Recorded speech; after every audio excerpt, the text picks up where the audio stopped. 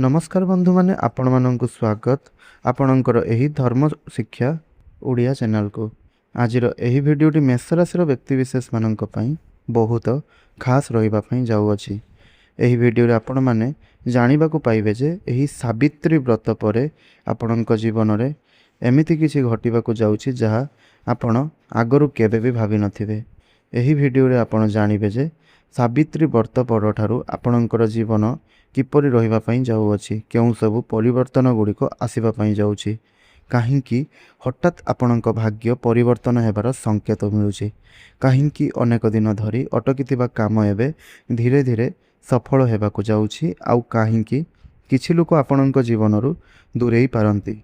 सावित्री व्रत पर आपणक राशि रे एमिति किछि परिवर्तनर संकेत देखा जाउछि जहा आपणक प्रेम जीवनरु आरंभ करी धन परिवार और क्यारियर पर्यंत सबुकिछि को प्रभावित करि पारे। किंतु एही समय रे आपणकर गोटे छोट भूल मध्य बड़ समस्या आनी पारे। विशेष करी राग एवं क्रोध रे निया जाइथिबा निष्पत्ति आपणक जीवन रे एमिति परिस्थिति सृष्टि करि पारे जहा पर आपणको पश्चाताप होई पारे। अन्य पटे किछि मेष राशि लोक माननकु एही समय रे हठात धन लाभ हेबार संकेत मिलुछि।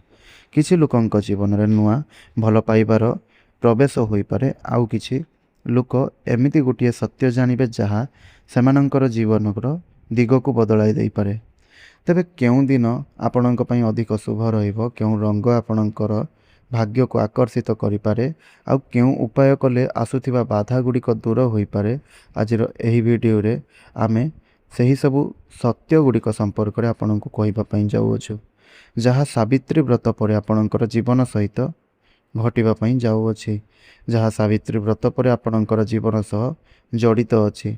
तेणु भिडियोटी को शेष पर्यंत निश्चय रूप से देखंतु, कारण भिडियोर शेष में मु आपणको एमिति एक विशेष उपायटीए कहिबी जहा आपणकर बंद भाग्य को मध्य खोली देई पारे।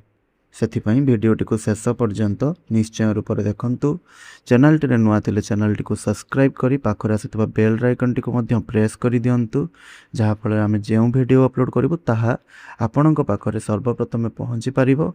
एहा सहित भिडियोटी को जदि एपर्यंत लाइक करना तेबे गोटे लाइक अवश्य करि दियंतु एवं कमेंट बॉक्स रे जय हनुमान अवश्य रूप से लिखि दियंतु एवं मेष राशि व्यक्तिविशेष मानक पाखकु एही भिडियोटी को निश्चय रूप से शेयर करंतु। मेष राशि व्यक्तिविशेष माने आपणकर स्वामी बा अधिपति हेउछंती मंगल ग्रह। एही राशि लोक माने साहसी स्पष्ट वक्ता एवं निजर लक्ष्य पई शेष पर्यंत लड़िबार शक्ति रखंती। सावित्री व्रत पर ठारू आपणक जीवन रे धीरे धीरे किछि नुआ परिवर्तन आसी पारे। जेउ काम अनेक दिन धरी अटकी रहिथिला सेथिरे आपणकर गति आसी पारे बा गति आसीबा आरंभ हेबो। आपणक मन रे जेउ चिंता और अशांति नहीं घूरी बोलुथुला सेथिरु धीरे धीरे आपण मुक्ति पाइबे। किंतु गोटिए कथा मन रखंतु, राग और अति क्रोध आपणकर सबुठारु बड़ शत्रु होई पारे। तेबे धन और आर्थिक स्थिति को जदि सावित्री व्रत पर देखिबे ताहले सावित्री व्रत पर धन संबंधी क्षेत्र में किछि भल संकेत मिलुछि। आपणकर पूर्वरु अटकी रहितिबा टंका आपणको फेरी मिल पारे बा फेरस्त होई पारे, किंबा हठात कौनसी नुआ आयर रास्ता आपणकर खोली पारे। जो माने व्यवसाय करुछंती सेमानंक पई एही समय रे नुआ लोकंक सह संयोग लाभदायक होई पारे, किंतु अनावश्यक खर्चरु सतर्क रुहंतु। विशेष करी कहार कथारे पड़ी टंका निवेश करिबा पूर्वरु भल भाबरे भाबंतु। चाकरी करुथबा मेष राशि लोक मानंक पई समय धीरे धीरे भल हेबाकु जाउछि। ऑफिस रे आपणक कामर प्रशंसा होई पारे।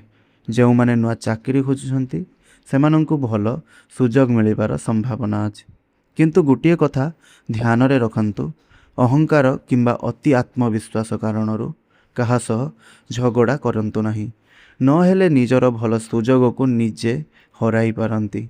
प्रेम संबंध रे मेष राशि लोक माने बहुत सत्यवादी होई थांती। एमाने जहाको भल पांती हृदयरु भल पांती। सावित्री व्रत पर दाम्पत्य जीवन रे प्रेम और बुझामणा बढ़ी पारे। पूरा भूल बुझामणा दूर हेबार संकेत मिलुछि। जेउ माने सिंगल अछंती एमानंक जीवन रे कौनसी स्पेशल व्यक्तिंकर एंट्री मध्य होई पारे, किंतु ରାଗର କଠୋର କଥା ଆପଣ କହିବାଠାରୁ ଦୂରେଇ ରୁହନ୍ତୁ। ରାଗରେ କାହାକୁ କିଛି ଇଆଡ଼ୁ ସିଆଡ଼ୁ କିଛି ବି କୁହନ୍ତୁ ନାହିଁ, କିଛି ବି ଅନାପ ଶନାପ ଆପଣ କୁହନ୍ତୁ ନାହିଁ, ନହେଲେ ଆପଣ ଏହା ଫଳରେ କଷ୍ଟ ଅନୁଭବ କରିପାରନ୍ତି। ଆପଣଙ୍କର ଗୋଟିଏ କଥା ସମ୍ପର୍କକୁ ଦୁର୍ବଳ କରିପାରେ। ପରିବାରରେ ଆପଣଙ୍କର ଦାୟିତ୍ୱ ବଢ଼ିପାରେ, କିନ୍ତୁ ପରିବାରର ଲୋକଙ୍କ ସହଯୋଗ ମଧ୍ୟ ମିଳିବ। ଘରେ କୌଣସି ଶୁଭ କାମର ଆଲୋଚନା ହୋଇପାରେ। କିଛି ଲୋକଙ୍କ ଘରକୁ ଅତିଥି ଆସିବାର ସମ୍ଭାବନା ମଧ୍ୟ ଅଛି। ମାତା ପିତାଙ୍କ ଆଶୀର୍ବାଦ ଏହି ସମୟରେ ଆପଣଙ୍କ ପାଇଁ ବହୁତ ଶୁଭ ସାବ୍ୟସ୍ତ ହେବ। ସ୍ୱାସ୍ଥ୍ୟକୁ ନେଇ ଆପଣ ଏହି ସାବିତ୍ରୀ ବ୍ରତ ପରେ ଅବହେଳା କରନ୍ତୁ ନାହିଁ।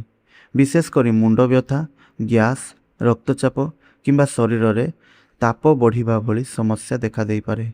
ଅଧିକ ରାତି ପର୍ଯ୍ୟନ୍ତ ଚାହିଁ ରହିବା ଓ ରାଗ ଧରି ରଖିବା ଆପଣଙ୍କ ସ୍ୱାସ୍ଥ୍ୟକୁ ଖରାପ କରିପାରେ। ସକାଳେ ଶୀଘ୍ର ଉଠିବା, ପାଣି ଅଧିକ ପିଇବା ଓ ଭଗବାନଙ୍କର ନାମ ସ୍ମରଣ କରିବା ଏହା ଆପଣଙ୍କର ମନକୁ ଶାନ୍ତ କରିଥାଏ ବା ଶାନ୍ତ ରଖିଥାଏ। ତେବେ ବନ୍ଧୁମାନେ, ଏହା ତ ଥିଲା ସାବିତ୍ରୀ ବ୍ରତ ଠାରୁ ଆପଣଙ୍କ ଜୀବନରେ କ'ଣ ସବୁ ଘଟିବାକୁ ଯାଉଛି ତାହା ସମ୍ପର୍କରେ କିଛି ସଠିକ୍ ତଥ୍ୟ। ଯଦି ଏହି ପ୍ରେଡ଼ିକ୍ସନ୍ ଆମେ ଯାହା ବି କହୁଛୁ ତାହା ଆପଣଙ୍କ ଉପରେ ବସୁଛି, ତାହେଲେ ଆପଣ ନିଶ୍ଚୟ କମେଣ୍ଟରେ ଆସି ହଁ ବୋଲି ଲେଖିଦେଇଯିବେ। ଏହା ସହିତ ଜୟ ଶ୍ରୀ ହନୁମାନ ନିଶ୍ଚୟ ରୂପରେ ଲେଖିଦେଇଯିବେ। ଏହା ସହିତ ଏବେ ଚାଲନ୍ତୁ କିଛି ଶୁଭ ଉପାୟ ଗୁଡ଼ିକ ସମ୍ପର୍କରେ, ଯାହା ଆପଣ କରିବା ଦ୍ୱାରା ଆପଣଙ୍କର ଜୀବନରେ ବନ୍ଦ ହୋଇଥିବା ଭାଗ୍ୟ ମଧ୍ୟ ଖୋଲି ହୋଇଯାଇପାରେ। ତେବେ ସେଥିପାଇଁ ଆପଣ ସାବିତ୍ରୀ ବ୍ରତ ପରେ ପ୍ରତ୍ୟେକ ମଙ୍ଗଳବାର ପ୍ରଭୁ ଶ୍ରୀ ହନୁମାନଙ୍କୁ ସିନ୍ଦୁର ଅର୍ପଣ କରନ୍ତୁ। ଓମ୍ ହନୁମତେ ନମଃ ମନ୍ତ୍ର 21 ଥର ଜପ କରନ୍ତୁ। ଗରିବ ଲୋକଙ୍କୁ ଲାଲ ବସ୍ତ୍ର କିମ୍ବା ଖାଦ୍ୟ ଦାନ କରିବା ଆପଣଙ୍କ ପାଇଁ ଶୁଭ ହେବ।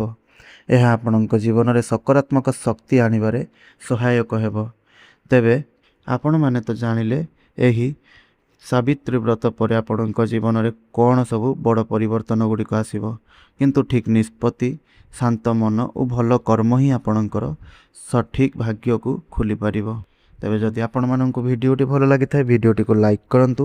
କମେଣ୍ଟରେ ଆପଣଙ୍କୁ ଆମେ କରିଥିବା ପ୍ରେଡ଼ିକ୍ସନ୍ କେତେ ଠିକ୍ ଲାଗୁଛି ତାହା ନିଶ୍ଚୟ ଜଣାନ୍ତୁ। ଆଉ ଏହିସବୁ ଆପଣଙ୍କ ସହିତ ଘଟୁଛି କି ନାହିଁ ତାହା ମଧ୍ୟ ନିଶ୍ଚୟ ଜଣାନ୍ତୁ। ଯଦି ହଁ ଘଟୁଅଛି ତାହେଲେ ହଁ ବୋଲି ନିଶ୍ଚୟ ରୂପରେ ଲେଖନ୍ତୁ ବା ଘଟୁଛି ବୋଲି ଲେଖନ୍ତୁ। ଏବଂ ଏହା ସହିତ ଓମ୍ ଶ୍ରୀ ହନୁମତେ ନମଃ ଏହା ନିଶ୍ଚୟ କମେଣ୍ଟରେ ଲେଖନ୍ତୁ, ଯାହାଦ୍ୱାରା ପ୍ରଭୁ ଶ୍ରୀ ହନୁମାନଙ୍କର ଆଶୀର୍ବାଦ ମଧ୍ୟ ଆପଣଙ୍କୁ ପ୍ରାପ୍ତି ହେବ। ଏହା ସହିତ ଭିଡ଼ିଓଟିକୁ ଗୋଟିଏ ଲାଇକ୍ କରନ୍ତୁ, ଅନ୍ୟମାନଙ୍କ ସହ ସେୟାର କରନ୍ତୁ ଏବଂ ଚ୍ୟାନେଲଟିରେ ସବସ୍କ୍ରାଇବ୍ କରିନଥିଲେ ଚ୍ୟାନେଲଟିକୁ ସବସ୍କ୍ରାଇବ୍ କରି ପାଖରେ ଆସୁଥିବା ବେଲ୍ ଆଇକନ୍ଟିକୁ ମଧ୍ୟ ପ୍ରେସ୍ ନିଶ୍ଚୟ ରୂପରେ କରିଦିଅନ୍ତୁ, ଯାହାଦ୍ୱାରା ଆମେ ଯେଉଁ ଭିଡ଼ିଓ ଅପଲୋଡ଼ କରିବୁ ତାହା ଆପଣଙ୍କ ପାଖରେ ସର୍ବପ୍ରଥମେ ପହଞ୍ଚିପାରିବ। ଧନ୍ୟବାଦ।